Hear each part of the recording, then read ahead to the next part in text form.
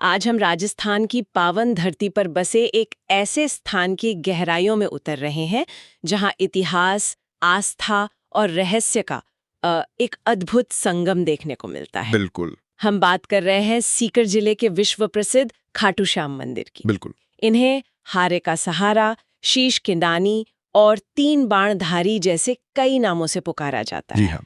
आखिर ऐसा क्या है इस मंदिर का आकर्षण कि हर साल करोड़ों श्रद्धालु यहाँ खींचे चले आते हैं?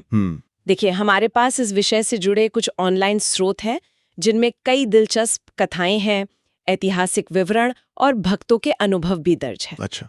ये स्रोत खाटू श्याम जी के महाभारत कालीन संबंध से लेकर आज के चमत्कारों तक पर रोशनी डालते हैं। जी। तो आज हमारी कोशिश रहेगी कि इन्हीं स्रोतों से निकले महत्वपूर्ण बिंदुओं और कथाओं को समझें। बिल्कुल। और ये सिर्फ एक भव्य मंदिर की इमारत नहीं है, इसके पीछे तो महाभारत काल के एक महान योद्धा की पूरी वीर गाथा है। हाँ। श्री कृष्ण का दिया एक अमूल्य वरदान है और साथ ही अनगिनत भक्तों के अटूट विश्वास और उनके अनुभवों की एक लंबी श्रृंखला है। तो चलिए, आज की इस चर्चा में हम खाटू श्याम जी के इसी इतिहास, उनके रहस्यों और उनसे जुड़ी गहरी आस्था के ताने बाने को परत दर परत खोलने का प्रयास करते हैं। हाँ, तो कहानी की शुरुआत करते हैं महाभारत काल से। Very good. ये जानना वाकई दिलचस्प है कि कैसे एक महान योद्धा जिनका संबंध सीधे पांडवों से था, आज ईश्वर के रूप में पूजे जाते हैं। जी, खाटू श्याम जी का मूल नाम बर्बरिक था। बर्बरिक? हाँ, वे पांडुपुत्र भीम और हिडिंबा के पुत्र वीर घटोत्कच उनके पुत्र थे। अच्छा, यानी बर्बरिक रिश्ते में भीम के पौत्र हुए। जी बिल्कुल। बर्बरिक की माता का नाम अहिलावती था, जिन्हें कुछ कथाओं में मौरवी या कामकांतिका भी कहा गया है। वे दैत्यराज मुरा की पुत्री थीं, जो स्वयं एक शक्तिशाली योद्धा थे। तो बर्बरिक में पांडवों का शौर्य और देवीय शक्ति दोनों का अंश था। और ये भीम और हिडिंबा का मिलन भी तो वो लाक्षागृह कांड के बाद विशेष परिस्थितियों में हुआ था ना? सही कहा आपने। जब दुर्योधन के षड्यंत्र से बचकर पांडव अपनी माता कुंती के साथ वन भटक रहे थे, तब उनका सामना हुआ हिडिंब नामक राक्षस से। हाँ। और उसकी बहन हिडिंबा से। भीम ने हिडिंब का वध किया और हिडिंबा जो थीं, वो भीम के बल और पराक्रम पर मोहित हो गईं। अच्छा। उन्होंने भीम से विवाह का प्रस्ताव रखा। फिर माता कुंती की आज्ञा और एक शर्त के साथ ये विवाह संपन्न हुआ, जिसे गंधर्व विवाह कहते हैं। वो क्या शर्त थी? शर्त ये थी कि संतान प्राप्ति के बाद भीम उन्हें छोड़कर चले जाएंगे। ओह। इन्हीं भीम और हिडिंबा के पुत्र हुए महाबली घटोत्कच। और फिर घटोत्कच के पुत्र हुए बर्बरिक। कहते हैं कि बर्बरिक बचपन से ही अत्यंत वीर और तेजस्वी थे। इनकी शिक्षा दीक्षा कैसे हुई? बर्बरिक की जो शुरुआती शिक्षा थी, वो उनकी माता अहिलावती की देखरेख में हुई। वे कुशल योद्धा तो थी ही, साथ में शास्त्रों की भी ज्ञाता थी। अच्छा। उन्होंने ही बर्बरिक को धर्म और युद्ध कौशल सिखाया। बाद में बर्बरिक ने भगवान शिव और दूसरे देवों की घोर तपस्या की। उनकी तपस्या से प्रसन्न होकर ही भगवान शिव ने उन्हें वो 3 बाण प्रदान किए, जो अभेद्य थे, मतलब जिन्हें कोई काट नहीं सकता था। ये 3 बाण, इसी से उनकी 3 बाणधारी पहचान बनी। इन बाणों की शक्ति के बारे में क्या खास बताया गया है? इन बाणों की शक्ति तो अद्भुत थी। कहते हैं कि केवल एक बाण ही पूरी शत्रु सेना का संहार करने के लिए काफी था। सच में? जी हाँ। बाण अपना लक्ष्य भेद कर अपने आप ही वापस बर्बरिक के तरकश में लौट आता था। अरे वाह। तीनों बाणों का प्रयोग तो शायद पूरी सृष्टि में प्रलय ला सकता था। ये एक ऐसी अमोघ शक्ति थी जो युद्ध का पासा पलटने में सक्षम थी। और यहीं से कहानी और भी गहरा मोड़ लेती है। और वो मोड़ आता है महाभारत के युद्ध के समय। बर्बरिक ने भी युद्ध में भाग लेने का निर्णय लिया, लेकिन उनके सामने एक वचन था। हाँ, यही उनके जीवन का निर्णायक बिंदु बना। बर्बरिक ने अपनी मां अहिलावती को वचन दिया था कि वे युद्ध में हमेशा उस पक्ष का साथ देंगे जो हार रहा होगा, जो कमजोर होगा। हाँ, जो कमजोर होगा। इसीलिए उन्हें हारे का सहारा कहा गया। ये वचन उनके चरित्र की करुणा और न्यायप्रियता को तो दिखाता है, लेकिन महाभारत जैसे धर्मयुद्ध के संदर्भ में ये एक जटिल स्थिति पैदा कर सकता था। और भगवान श्री कृष्ण तो सर्वज्ञाता थे, वो युद्ध का परिणाम जानते थे। उन्हें बर्बरिक के इस वचन से चिंता क्यों हुई? श्री कृष्ण जानते थे कि कौरवों की सेना पांडवों की तुलना में कहीं ज्यादा विशाल और शक्तिशाली है और युद्ध के शुरू में कौरवों का पलड़ा भारी रहेगा। अच्छा। अब अगर बर्बरीक अपने वचन के अनुसार हारते हुए कौरवों की ओर से लड़ने लगते तो उनके वो अजेय बाण उनके सामने पांडवों की सेना टिक नहीं पाती। हाँ, ये तो है। इससे धर्म की स्थापना का उद्देश्य ही विफल हो जाता। बर्बरीक की शक्ति इतनी थी कि वो अकेले ही युद्ध का नतीजा बदल सकते थे। इसलिए धर्म की रक्षा के लिए कृष्ण को हस्तक्षेप करना पड़ा। और तब श्री कृष्ण ने ब्राह्मण का वेश धारण किया और बर्बरी के रास्ते में आ गए। यहाँ उनकी परीक्षा का प्रसंग आता है। बिल्कुल। ब्राह्मण वेशधारी श्री कृष्ण ने बर्बरीक के युद्ध कौशल पर संदेह जताया और उन्हें चुनौती दी। अच्छा। उन्होंने पास के एक पीपल के पेड़ की ओर इशारा करते हुए कहा कि अगर तुम सच में इतने बड़े धनुर्धर हो तो एक ही बाण से इस पेड़ के सारे पत्ते भेद कर दिखाओ। बर्बरीक ने चुनौती स्वीकार की और जैसे ही बाण चलाया वो पेड़ के एक एक पत्ते को भेदता चला गया। लेकिन श्री कृष्ण ने बड़ी चतुराई से एक पत्ता अपने पैर के नीचे दबा लिया था।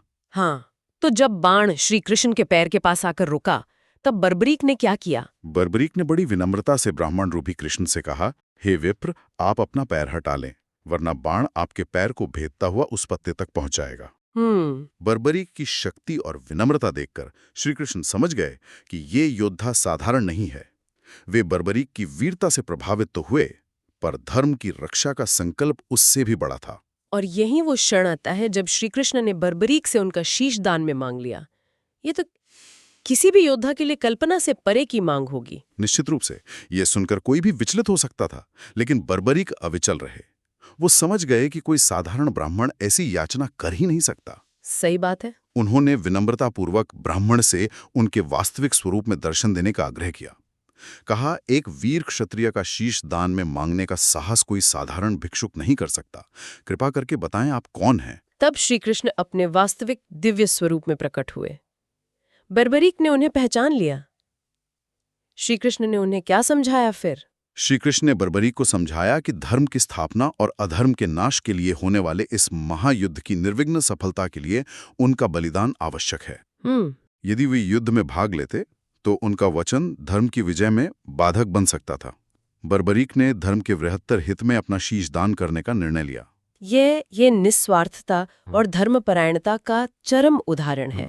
और इस महान बलिदान के बदले श्री कृष्ण ने बर्बरीक को क्या वरदान दिया? श्री कृष्ण बर्बरीक के बलिदान से अत्यंत प्रसन्न हुए। उन्होंने वरदान दिया कि कलयुग में बर्बरीक की पूजा श्याम नाम से होगी। श्याम नाम से? जी। उनमें स्वयं श्री कृष्ण की शक्तियां निहित होंगी और वे भक्तों के दुख दर्द दूर करेंगे। देवता भी उनके शीश की पूजा करेंगे और हारे का सहारा कहलाएंगे। जी, और वे हारे का सहारा बनकर दीन दुखियों के आश्रयदाता बनेंगे। बिल्कुल।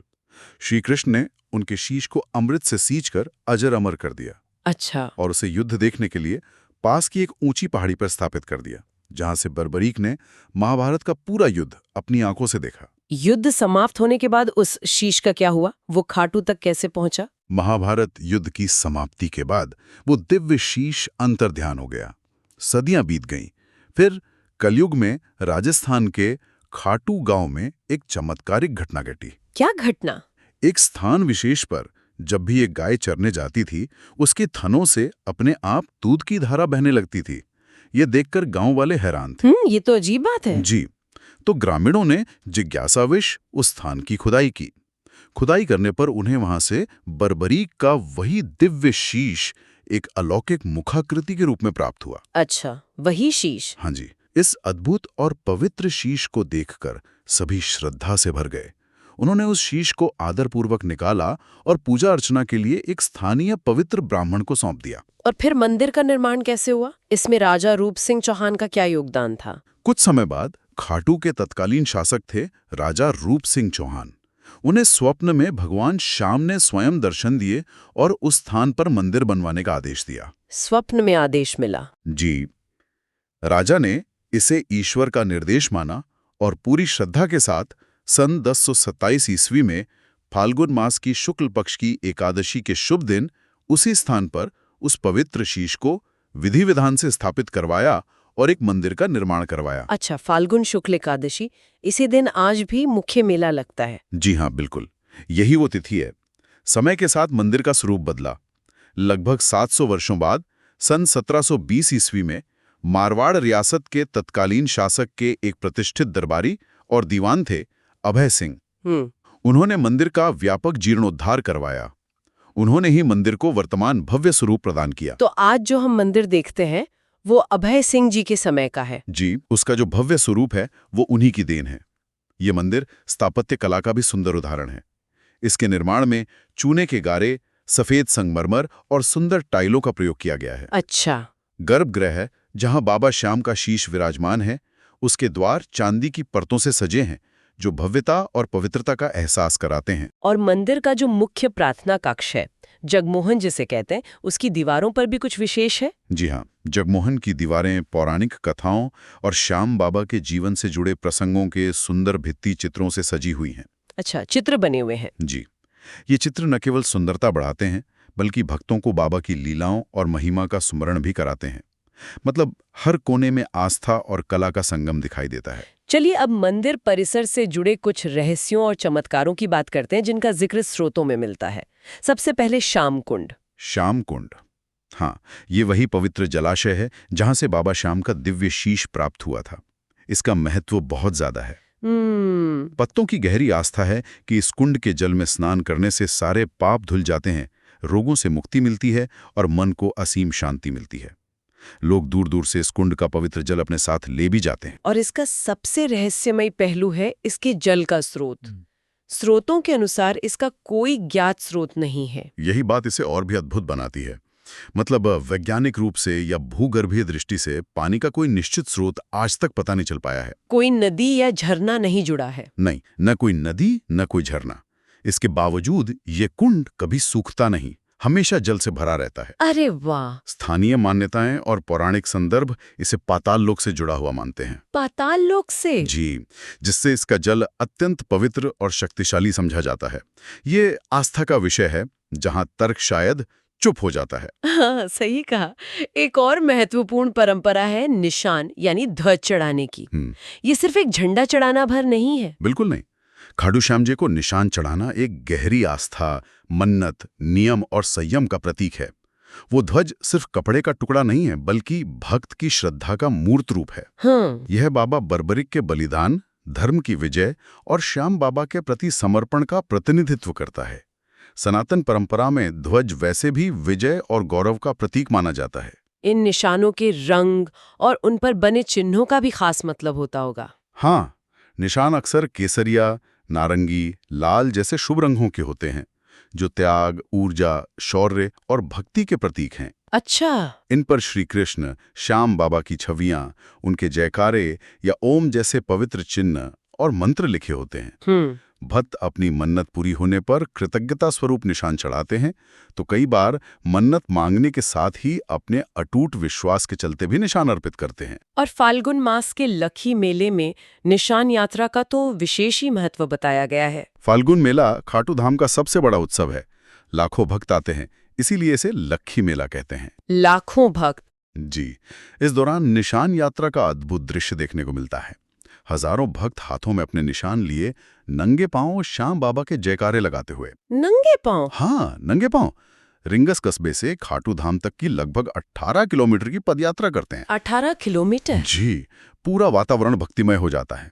कहते हैं कि इस यात्रा में शामिल होकर सच्चे मन से निशान चढ़ाने वाले की हर मनोकामना बाबा श्याम अवश्य पूरी करते हैं। स्रोतों में मंदिर के पास स्थित गौरी शंकर मंदिर से जुड़ी एक घटना का भी जिक्र है जो औरंगजेब के शासनकाल से संबंधित बताई जाती है। जी, ये कथा भी खाटू धाम के इतिहास का एक हिस्सा मानी जाती है।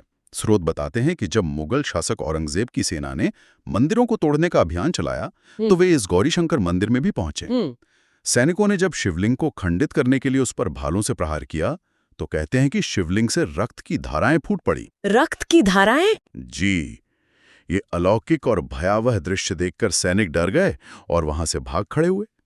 ये कहा जाता है कि उन प्रहारों के निशान आज भी शिवलिंग पर मौजूद हैं। अच्छा। इस कथा को स्थानीय लोग आस्था पर हमले और दैवीय शक्ति द्वारा उसकी रक्षा के प्रतीक के रूप में देखते हैं।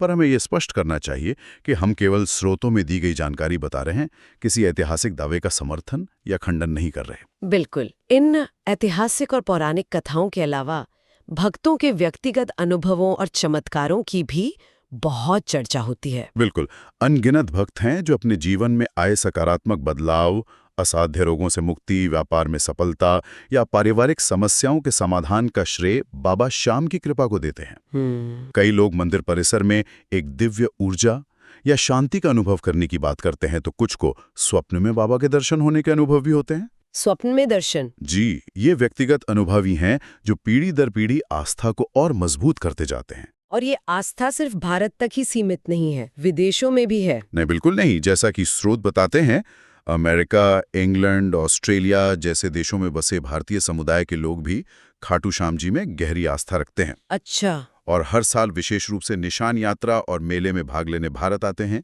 गुजरात में अहमदाबाद के पास लांभा गांव में भी खाटू श्याम जी का एक प्राचीन और प्रसिद्ध मंदिर है। गुजरात में भी? जी, वहां उन्हें बलिया देव के रूप में भी पूजा जाता है और खासतौर पर नवजात शिशुओं को स्वास्थ्य और दीर्घायु के आशीर्वाद के लिए बाबा के दरबार में लाने की परंपरा है। अच्छा, बलिया देव के रूप में। हाल के वर्षों की भी कोई घटना स्रोतों में दर्ज है जो इस विश्वास को दर्शाती हो? हाँ, एक घटना का जिक्र मिलता है जो 2019 की बताई जाती है। एक व्यापारी थे, वो गंभीर रूप से बीमार थे। उनकी हालत इतनी बिगड़ गई कि डॉक्टरों ने भी लगभग उम्मीद छोड़ दी थी। उनकी पत्नी ने पूरी श्रद्धा से खाटू श्याम जी के दरबार में आकर अर्जी लगाई, प्रार्थना की और पति के स्वास्थ्य का संकल्प लिया। कहते हैं कि चमत्कारिक रूप से अगले ही दिन से व्यापारी की हालत में तेजी से सुधार होने लगा। अगले ही दिन से? जी, जिसे देखकर अनुभवी डॉक्टर भी हैरान रह गए। इस तरह की न जाने कितनी अनकही कहानियां खाटू धाम की मिट्टी में रची बसी हैं। तो ये थी खाटू श्याम मंदिर की कहानी। महाभारत के एक वीर योद्धा बर्बरीक के आत्म बलिदान से शुरू होकर श्री कृष्ण के वरदान से कलयुग के प्रमुख देवस्थान बनने तक का एक अद्भुत सफर।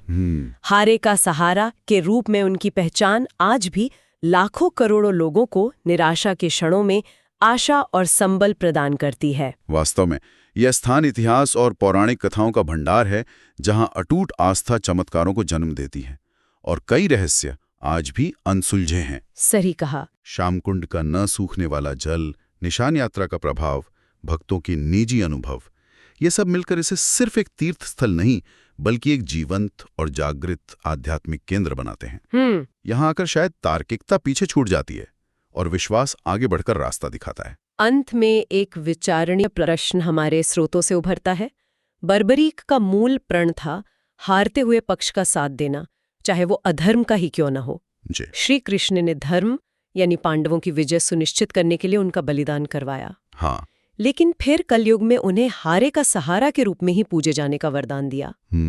तो क्या ये इस बात का गहरा संकेत है कि कलयुग में जीवन के संघर्षों में जूझ रहे हर व्यक्ति को, चाहे वो किसी भी परिस्थिति या पक्ष में हारा हुआ महसूस कर रहा हो, श्याम बाबा की करुणा और सहारे का पात्र माना जाता है? ये बहुत गहरा सवाल है। इस पर सोचिएगा जरूर।